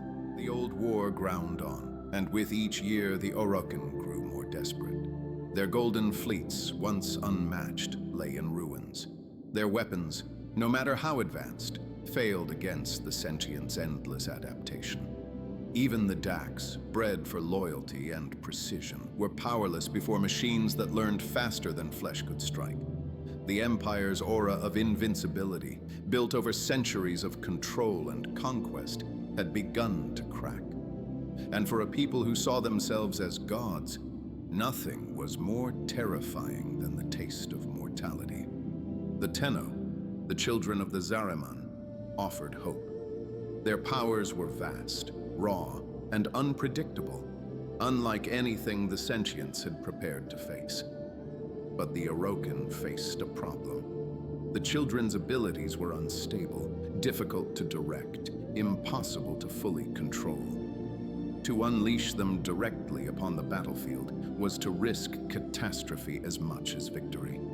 They needed vessels, something through which the Tenno's power could be channeled, focused, and contained. In their desperation, the Orokin turned again to their most dangerous tool, the infestation. Already, in hidden laboratories, they had experimented with it, twisting flesh and metal into grotesque forms. Now, they envisioned a new kind of creation, living husks shaped by the Helminth strain, monstrosities that could serve as bodies for the Tenno's volatile powers. These creatures would not fight by their own will. They would be empty shells, animated only when a Tenno reached into them through transference. It was a plan as horrific as it was brilliant. The Empire would not simply weaponize the children. It would fuse their void-born powers with infested flesh, binding two horrors together into something greater than either alone. A Dax soldier recalls, "We whispered of new soldiers being grown in secret, bodies that pulsed with plague. We did not see them, only heard the cries from vaults sealed in gold. They told us these were our salvation. But salvation should not sound like screaming." The Orokin had always believed there was no boundary they could not cross. To them, the creation of these infested husks was not a perversion, but a necessity. They would sculpt monstrosities into elegance, horrors into weapons. And in doing so, they believed they had found the answer to the Sentients. But what they truly created was something far more enduring. The beginnings of the Warframes, the instruments that would define the rest of the old war and beyond. The Orokin had long dabbled in reshaping life. They bred clones, sculpted beauty, rewrote minds into Cephalons. But with the infestation, their work entered darker territory. The Helminth strain, a manipulated version of the plague, gave them the power to twist flesh into any form they desired. Where others saw disease, they saw clay. Where others saw horror, they saw possibility. In the vaults of their laboratories, they began to craft the vessels that would become the Warframes. The first attempts were disasters. Volunteers, captives, and condemned criminals were subjected to the infestation, their bodies reshaped into grotesque abominations. Limbs fused into claws, spines twisted into ridges, voices dissolved into shrieks. Many did not survive. Those who did were hardly more than monsters, raging uncontrollably, lashing out at anything nearby. The Orokin saw them as failures, but failures with potential. The problem was not the bodies themselves, but the lack of control. So the Orokin pushed further. They refined the Helminth strain, sculpting it with precision. They sought forms that could endure the Tenno's powers, vessels neither too fragile nor too unstable. Flesh was stripped, reshaped, discarded, remade again. Each iteration was closer to the goal, a body that was strong, flexible, terrifying, and most importantly, empty, an instrument waiting to be played. A Dax soldier recalls, "We heard them sometimes. Screams from behind the walls, inhuman yet still too human to ignore. The Lords told us not to speak of it, that it was necessary. But I wondered if those screams belonged to soldiers, or to the very tools we were meant to wield." The process was gruesome, but the Orokin did not flinch. They wrapped their cruelty in ritual and aesthetic, calling their creations works of art. Warframes were born not as machines of metal, but as living horrors, abominations of flesh, sinew, and infestation, sculpted into forms that balanced elegance with monstrosity. Their designs were not accidents. Every curve, every blade, every shape was chosen to reflect the Orokin's obsession with beauty, even in their weapons. Yet even with perfected flesh, the problem remained. The Warframes could not be controlled. They were savage, violent, unbound, raging against their creators. Orokin scientists could not tame them. Soldiers who faced them in tests were torn apart. The vaults overflowed with failures. It was here that the Tenno entered the equation. The children of the Zariman, with their void-born powers, were found to be capable of reaching into the Warframes' minds. Through transference, they could inhabit the infested husks, bend them to their will, and silence their madness. What was once uncontrollable became obedient. What was once a monster became a weapon of grace and precision. The Warframes moved not with rage, but with the clarity of the Tenno who guided them. The Orokin had found their answer. By binding the Tenno and the infestation together, they had created something unparalleled. Living weapons more adaptable than any machine, more destructive than any fleet, and wielded by beings touched by the void itself. The Dax soldier reflects. "The first time I saw a Warframe move, it was not like the beasts we had feared. It was controlled, elegant, terrifying in its precision. A monster, yes, but a monster that danced. And I wondered then if the children commanded the flesh, or if the flesh commanded the children." The age of fleshcraft had given the Empire its greatest creation, but it had also given birth to its greatest shadow. For in the Warframes, the Orokin had not only created weapons, they had created something far more dangerous. Monsters bound by children, children bound by monsters, and a bond that no one fully understood. The Orokin had solved half the puzzle. Through the Helminth strain, they had shaped flesh into something that could endure the void's touch, something powerful enough to stand against the Sentients. But the Warframes, though perfected in form, were empty only in theory. In practice, they were volatile, savage creatures of infestation that screamed, raged, and tore themselves apart. They could not be ordered, could not be reasoned with. They resisted every attempt at control. The Orokin had created bodies without minds, but what they had truly birthed were living nightmares. It was only when the Tenno were placed before them that the truth was revealed. The children of the Zariman, silent, strange, and still, found that they could reach into the Warframes. Their void-born powers, unshaped and wild, slipped naturally into the infested husks. Through transference, they did not merely control the Warframes, they became them. The connection was seamless. A Tenno could slip into a Warframe's flesh as though it were their own. The monstrosity's screams fell silent, its rage stilled. Where before there had been chaos, now there was elegance. The Warframes moved with purpose, their violence channeled into precision, their grotesque forms elevated into instruments of war. What had been mindless horrors were now dancers of death, guided by the Tenno's will.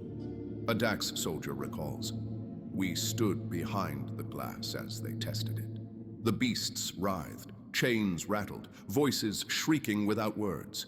Then the child entered the chamber. He closed his eyes, and in an instant, the monster stood tall. Its head turned, its body stilled, and it moved. Not like a beast, but like a soldier. Controlled, focused, alive, but not its own." The discovery shocked even the executors. They had not expected such harmony. The children and the Warframes were not separate, but intertwined.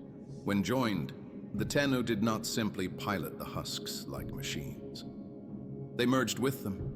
They felt their weight, their strength, their instincts. The infested flesh became an extension of the self, no less real than the hand or the blade. And when the Tenno withdrew, they returned to their own bodies, carrying the echo of what they had felt. The Orokin quickly seized upon this. The Tenno were no longer merely survivors of the Zariman. They were the only beings who could make the Warframes more than failed experiments. The Empire had found its perfect soldiers, children bound to monsters, wielding weapons that no sentient could predict. But the price was hidden in plain sight. For the Tenno, transference was not simple control. It was immersion. They were not sitting apart from the Warframes. They were experiencing them. They felt the infestation's hunger, its instincts, its violence.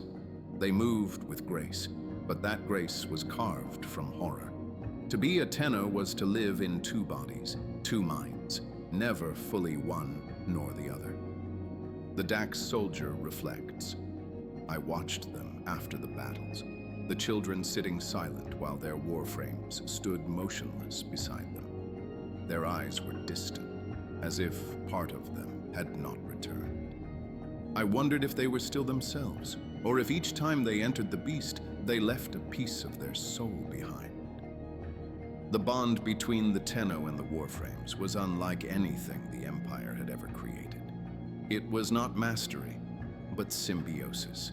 The Orokin told themselves that the Tenno controlled the Warframes, but those who saw closely knew better.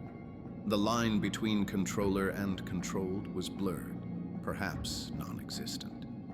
The Tenno were the only ones who could silence the Warframes' madness, but in doing so, they became inseparable from it. The Orokin, blind in their arrogance, called it victory. But to those who stood guard in the shadows, it looked less like victory and more like a pact, a bargain made between children scarred by the void and monsters sculpted from plague. When the Warframes were first unleashed, those who saw them could hardly believe their eyes. The Orokin had always cloaked their tools in ornament and symmetry, but nothing could disguise what these creatures truly were. They were abominations, born of infestation, twisted into forms that defied nature. Their silhouettes were grotesque, their flesh bristling with unnatural ridges and armored plates that seemed to breathe. They were neither machine nor man, neither wholly living nor wholly constructed. They were monsters, and yet, when guided by the Tenno, they moved with a grace that no beast nor soldier could match. On the battlefield, the Warframes transformed horror into art. Where once infested husks had flailed with madness, now they danced through enemy ranks with precision. Their blades cut with elegance, their powers erupted with rhythm, their every motion controlled by the void-touched children within. They were not chaos, but choreography, violence sculpted into something mesmerizing. Those who fought beside them found themselves unable to look away, even as terror crept down their spines. A Dax soldier recalls, "I saw one charge into battle, its claws dripping with plague. I expected madness, but what I saw was elegance. Each strike landed with purpose. Each movement flowed into the next. It killed not like a beast, but like an artist painting in red. We feared it, yet we could not deny its beauty." The paradox of the Warframes was this. They embodied both nightmare and salvation. Their presence struck fear even into allies. Soldiers whispered prayers when one passed by, unsure if they stood before a protector or a predator. The Orokin paraded them as proof of genius, calling them divine creations, gilding their images in murals and statues. But to the common soldier, they remained uncanny. Weapons too perfect, too silent, too alive. The Warframes did not speak. They did not eat, nor rest, nor laugh. They stood motionless until the Tenno entered them through transference, at which point they erupted into lethal motion. To witness this transformation was unsettling. One moment, they were statues of flesh, grotesque yet still. The next, they were blurs of speed and destruction, moving as if the battlefield itself bent to their rhythm. Their silence made them more terrifying than any roar. And yet, their elegance could not be denied. Against the Sentients, they were unstoppable. Where other weapons failed, Warframes adapted through the Tenno's creativity. No countermeasure could anticipate their ever-shifting tactics. For the Tenno were not bound by logic alone. They bent reality through instinct. Battles once thought lost were turned to victories. The Warframes were not just soldiers. They were storms given form, disasters given choreography. The Dax soldier reflects, "I have seen beauty in the flash of a blade, in the discipline of warriors. But never had I seen beauty in monsters. The Warframes showed us both terror and grace, and I could not decide which chilled me more." The Orokin celebrated them as masterpieces, draping their names in reverence, turning battlefield slaughter into legend. But those who served on the ground saw the truth. The Warframes were not simply weapons. They were reminders of the Empire's cruelty, that beauty could be born from suffering, that elegance could be sculpted from agony. They were proof that the Orokin could take even horror and call it art. And in this paradox, in the fusion of horror and elegance, lay the foundation of everything the Tenno would become. The Sentients had prepared themselves to resist every weapon the Orokin could devise. But the Warframes were not weapons in the ordinary sense. They were not blades, nor guns, nor machines of steel and circuitry. They were living, changing forms, guided by the instinct and imagination of the Tenno. Where Orokin weapons followed rules, the Warframes bent them. Where Sentients adapted to patterns, the Tenno created chaos. For the first time, the enemy faced something it could not anticipate. The early battles were swift and decisive. Warframes cut through sentient lines with precision, their abilities overwhelming defenses before adaptation could take hold. One frame unleashed torrents of flame, burning through legions until even sentient alloys buckled. Another froze enemies mid-charge, their forms crystallizing before shattering into fragments. Others blurred across the battlefield, blades carving arcs too fast to follow. The Sentients, who had never known true defeat since their exile's end, were struck down with a ferocity they could not resist. A Dax soldier recalls, "We fought beside them once, though beside is not the word.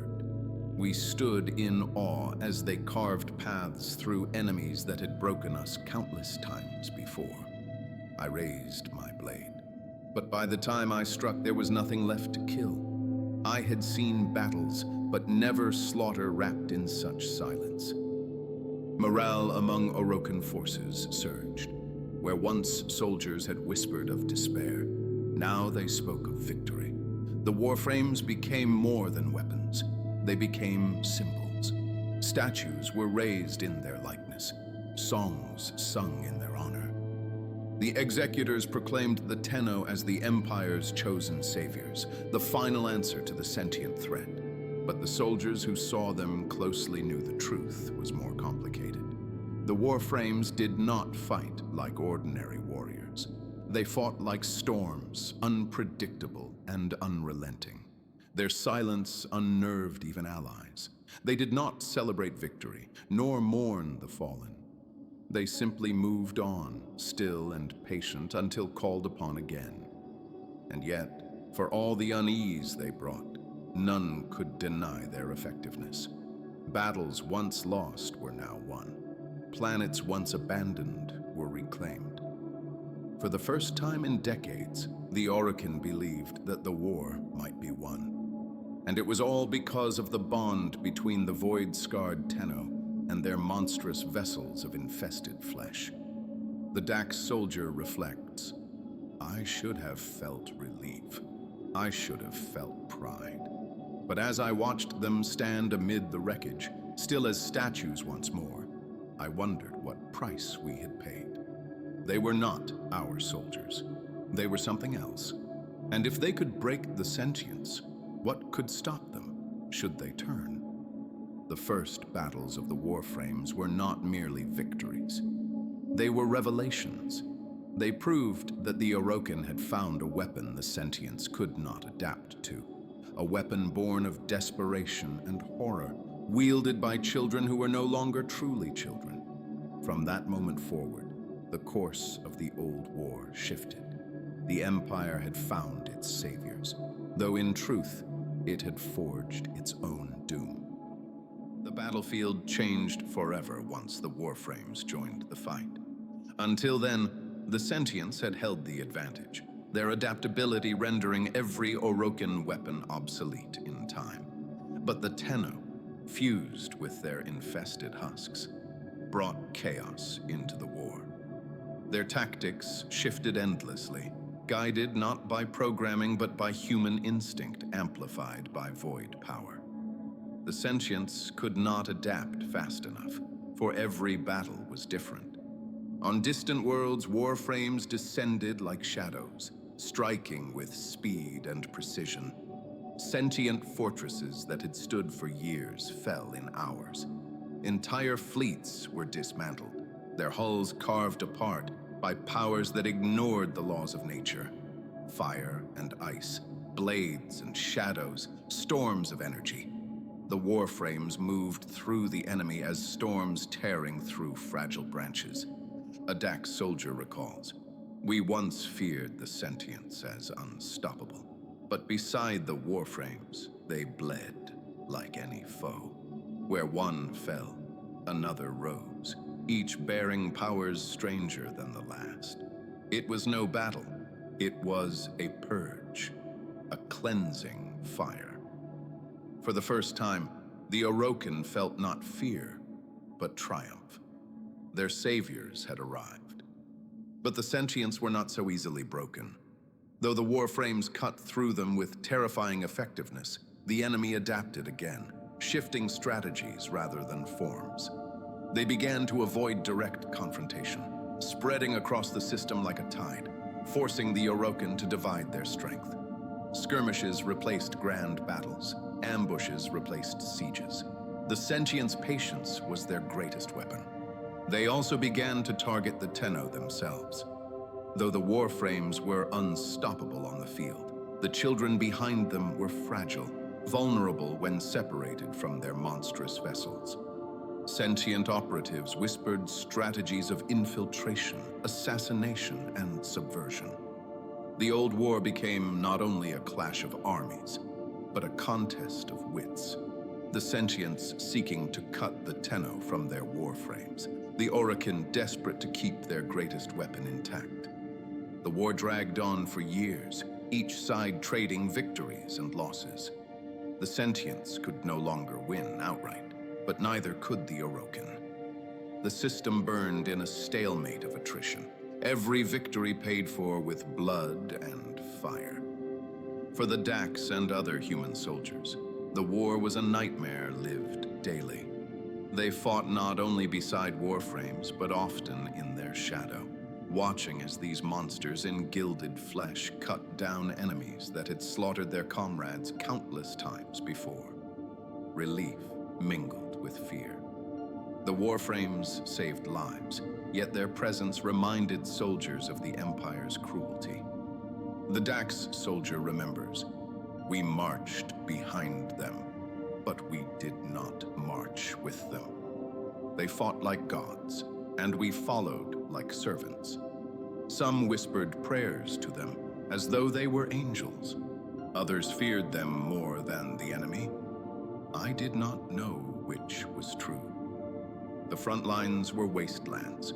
Planets scarred by endless conflict bore little resemblance to the worlds they once were. Cities turned to ruins, oceans boiled, skies blackened by weapons too vast for comprehension. The old war consumed everything, and in its shadow, humanity endured only because the Tenno stood between them and annihilation. Despite the Warframes' victories, the war showed no signs of ending. For every sentient fleet destroyed, another emerged. For every stronghold captured, another was fortified. The adaptability that once guaranteed sentient triumph was now a curse. It ensured they could never be destroyed, only delayed. The Orokin claimed victories, but even they knew the truth. The war was endless. Behind gilded walls, the executors continued their rituals, pretending eternity was still theirs. But on the battlefields, soldiers saw differently. The Empire was bleeding. The Sentients would never stop, and even the Tenno were not inexhaustible. Though the Warframes brought hope, they also carried a shadow. If the Empire's survival depended on children bound to monsters, then perhaps the Empire was already lost. As the Dax soldier reflects, we called it the Old War, but it did not feel old then. It felt eternal. Each day bled into the next, each battle like the last. I began to think the war would never end, that we would fight until there was nothing left of man, sentient, or Orokin, only ash. The Old War defined an age. It was not victory nor defeat, but survival stretched thin, a balance of terror between creators and creations. And though the Orokin still held their thrones, the seeds of their downfall were already sown. For in the Tenno, they had forged more than weapons. They had forged the very hands that would one day rise against them. The Old War had raged for generations. Though neither side could claim total victory, the balance finally tilted with the Tenno and their Warframes. Against these silent weapons, the Sentients faltered, driven back in ruin. At last, the Orokin stood before what they proclaimed as triumph. In their golden arrogance, they organized a grand ceremony, a public gathering in which the executors would honor their saviors. The Tenno, once whispered of as cursed children, would be paraded as instruments of empire.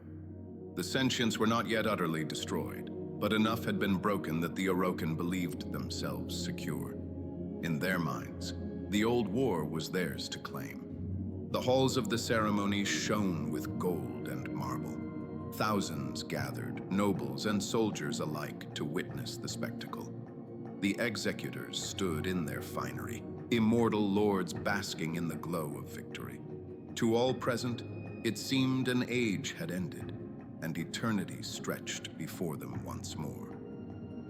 A Dax soldier remembers. We were told to stand guard, to line the halls, and watch in silence. I looked upon my masters and thought them untouchable. Their victory seemed certain, their power infinite. But I had seen enough to know. Arrogance is a blade that cuts its wielder first. Then, in the moment of glory, betrayal struck. the Tenno turned on the Orokin. Without warning, the saviors of the Empire became its executioners. Blades drawn, Warframes descended upon their gilded masters, and the golden halls became rivers of blood. The executors, immortals who had ruled for centuries, fell in an instant. Continuity could not save them. Their vessels were cut down, their bodies silenced, their divinity revealed as hollow flesh. The ceremony dissolved into chaos. Screams echoed against marble. Gold was stained red, and the empire that had proclaimed itself eternal crumbled in the span of a single day. Why the Tenno turned remains uncertain. Some say they were manipulated, perhaps by Neda, who had infiltrated the empire as the Lotus. Others claim it was conscience, that the Tenno saw through the lies and cruelty of their masters. Still others believe it was inevitable, that weapons forged in horror could never remain loyal forever. Whatever the cause, the result was the same. The Orokin fell not to sentience, nor to rebellion, but to the very children they had twisted into tools. The Dax soldier reflects, "I stood frozen. My blade would not rise against my masters, yet neither could it strike against the Tenno. I watched as gods died before my eyes, and I knew then that the Empire was already dust. We were guardians without masters, statues without meaning." The betrayal was not limited to the executors. Across the Empire, chaos spread. Warframes turned upon their masters in every corner of the system, tearing down command structures, silencing nobles, and dismantling the Gilded Order that had stood for centuries. Towers that had been untouchable became tombs. Entire families of Orokin nobility were wiped from existence in hours. For those who had lived under the Empire's cruelty, the collapse was liberation. But for those who had believed in its eternity, it was terror beyond words. The immortals were mortal after all. Their thrones could be overturned, their rituals undone, their golden halls emptied. Continuity had promised eternity, but eternity proved powerless when the blade came from within. And yet, through it all, the Tenno themselves remained silent. They did not gloat, did not rage, did not explain. They killed with the same elegance they had fought the Sentients, their blades cutting down lords as if they were no more than another obstacle on the battlefield. In their silence lay the greatest horror. There was no plea, no argument, no chance for mercy. Only the inevitability of the end. In the void they left, new powers rose. The Grineer, once expendable labor, seized upon their numbers and militarized, carving empires of rust and steel. The Corpus, guilds of merchants and scavengers, claimed technology and profit as their creed. The infestation, once contained, spread unchecked where vigilance failed. The system fragmented, each faction clawing for scraps of what the Orokin had left behind. And the Tenno. They vanished. Having struck down their masters, they withdrew into silence, retreating into stasis aboard their orbiters. Perhaps it was guilt. Perhaps it was design. Perhaps it was simply necessity. None knew. But their absence ensured the Empire's fall was final. Without the Tenno, no one could rebuild the Orokin's order.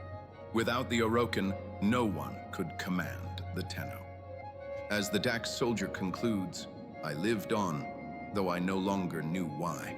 My masters were dead, my loyalty severed. The halls we once guarded turned to dust, the towers to ruins. I was a soldier without war, a weapon without cause. And in that silence, I understood. Eternity had never been theirs. It had only ever been an illusion."